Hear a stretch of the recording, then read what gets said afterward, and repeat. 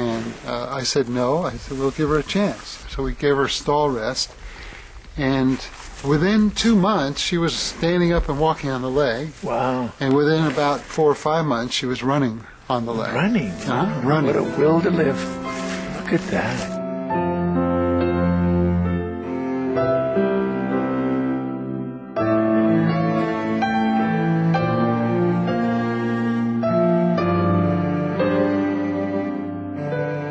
Please stay tuned to Supreme Master Television.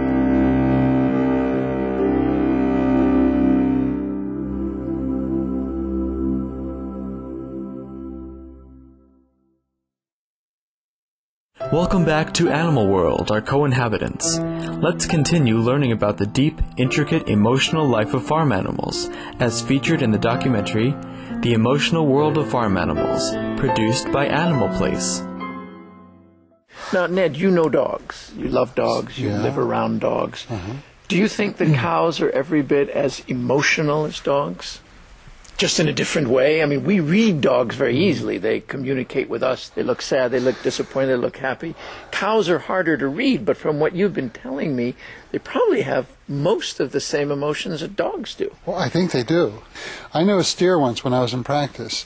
He was raised like a puppy would be raised, very close to the family and isolated from other cows, so never got to know cows very well. And he was like a puppy. He ran and played, and he came running to the people, and he'd be curious. I'd be out there taking care of a sheep or somebody, and he would run up and had to check things out. And so he was expressing emotions. In a dog, you would say he's happy. Part of the problem, again, with cows is that they are not usually in a setting where they can express those emotions or be free to express those emotions. When you go to a typical situation where cows are, they're scared, they're huddled, they're nervous about human interaction, and so you see the emotion, but it's usually fear.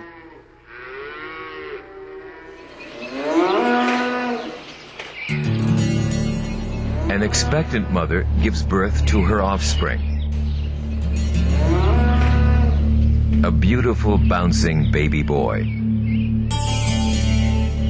All 60 pounds of him. Thrust from the womb in one mighty heave.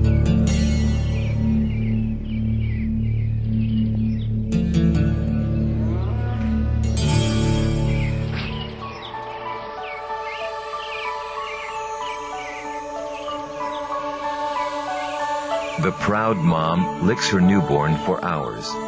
Her licking not only cleans the calf, but also helps develop strong familial ties that would normally last well into his first few years of life. Cows are extraordinarily curious and social animals, and the birth of this calf seems to heighten that curiosity among all of the surrounding females, who move in closely for sniffs and gentle nudges, perhaps their way of welcoming him into his new world. This calf, like all others before him, will never know of his proud and dignified bloodlines. All of today's cows are descendants of the mighty aurochs, a gigantic creature nearly 6 feet tall, which first appeared during the Pleistocene period.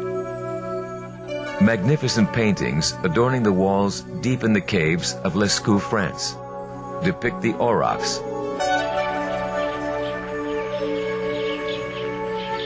Today's cows, no matter the variety in shape, size, or color, are all descended from a single species, whose hooves once pounded the dirt by the millions, from Europe to Asia to northern Africa, and whose last member died in Poland in 1627.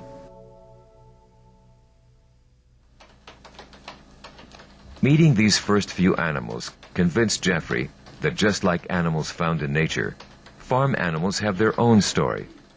And it will be through his experiences and writing that this story will be told. So this is Freddie. This is Freddie. Freddie, you like that.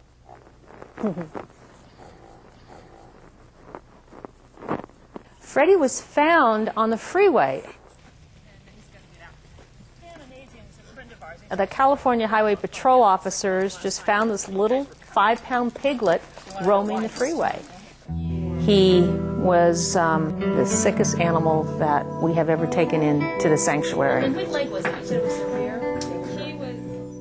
He had beginning stages of pneumonia. He had what's called a white muscle disease. He had a mineral deficiency. He had obvious abrasions on his back from his fall from the truck. And he had a number of other problems. So sure they didn't do that.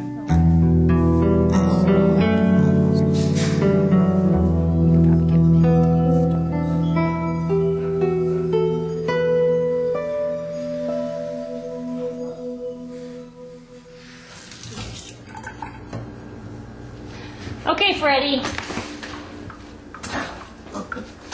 Come on, sweetie.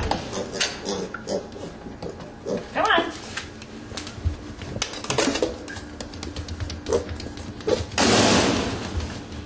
Okay, meal time.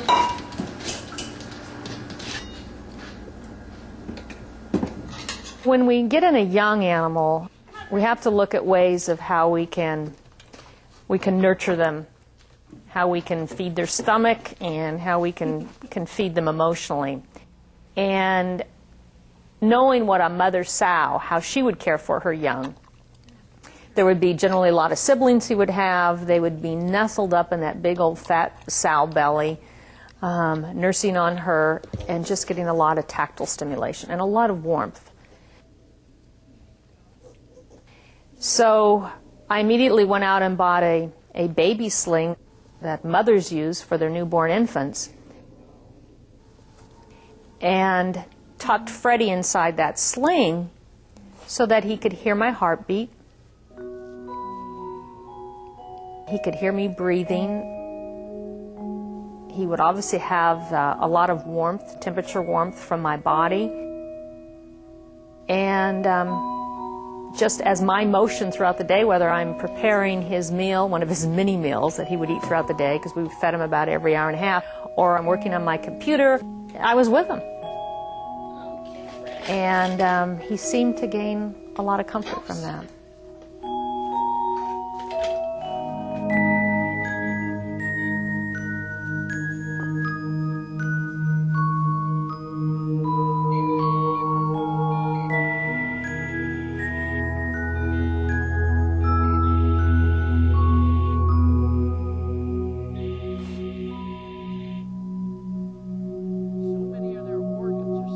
Freddie may live out his life in the security of Animal Place, yet he will never be too far removed from the ways of his wild cousins. Try as they may, those who today raise pigs in the confinement of commercial farms cannot remove through domestication the varying degrees of wildness that all pigs retain.